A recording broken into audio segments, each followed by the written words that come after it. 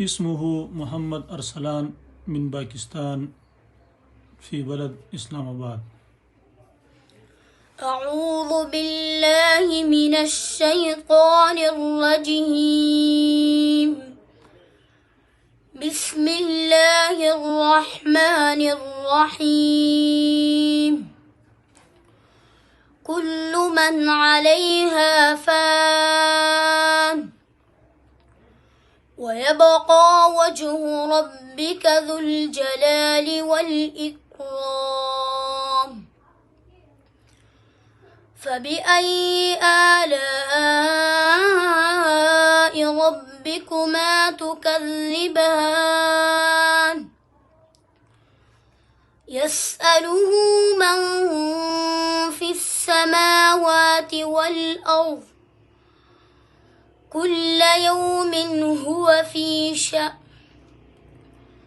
فبأي آلاء ربكما تكذبان؟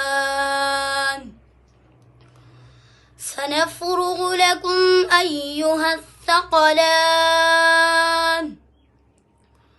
فبأي آلاء ربكما تكذبان؟ يا معشر الجن والإنس إن استطعتم أن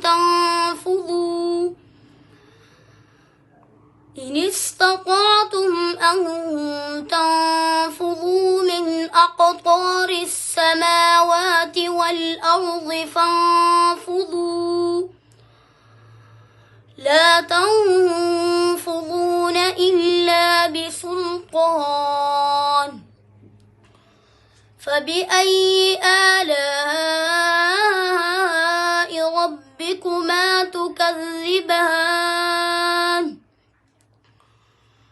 يرسل عليكما شواظ من نار ونحاس فلا تنتصران.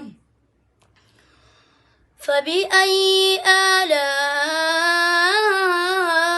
ربكما تكذبان؟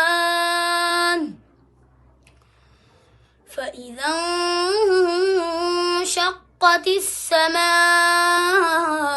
فكانت وردة كالدهان. فبأي آلاء ربكما تكذبان؟ صدق الله العظيم.